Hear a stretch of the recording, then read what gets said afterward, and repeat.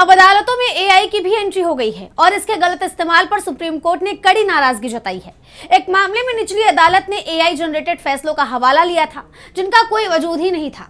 इसी को लेकर अब सुप्रीम कोर्ट ने सख्त लहजे में चेतावनी दे दी है। तो क्या है पूरी खबर, जानेंगे इस रिपोर्ट में। अदालतों में एआई यानी आर्टिफिशियल इंटेलिजेंस के गलत इस्तेमाल पर सुप्रीम कोर्ट ने बेहद सख्त रुख अपनाया है। जस्टिस पीएस नरसिम्हा और जस्टिस आलोक आराधे की बेंच ने चेतावनी दी है कि एआई से तैयार फर्जी या अस्तित्वहीन फैसलों का सहारा लेना महज एक त्रुटि नहीं बल्कि कदाचार यानी मिसकंडक्ट माना जाएगा। ऐसे कृत्यों के गंभीर कानूनी परिणाम होंगे।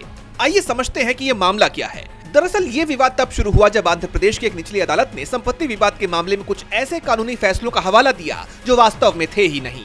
जांच में सामने आया कि ये फैसले एआई यानी आर्टिफिशियल इंटेलिजेंस से तैयार किए गए थे।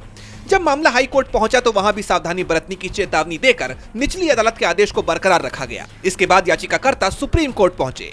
सुप्रीम कोर्ट ने इस मामले की गंभीरता को देखते हुए इसे संस्थागत चिंता का विषय बताया। कोर्ट ने इस मुद्दे पर विस्तृत पड़ताल के लिए कदम भी उठाए हैं, जैसे अटॉर्नी जनरल आर वेंकट रमणी और सॉलिसिटर जनरल तुषार मेहता को नोटिस जारी किया गया है।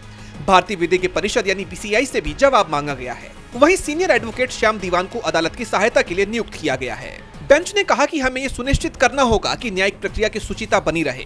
फर्जी फैसलों पर भरोसा करना न्याय व्यवस्था के साथ खिलवाड़ है। कोर्ट ने फिलहाल निचली अदालत की उस विवादास्पद रिपोर्ट पर रोक लगा दी है।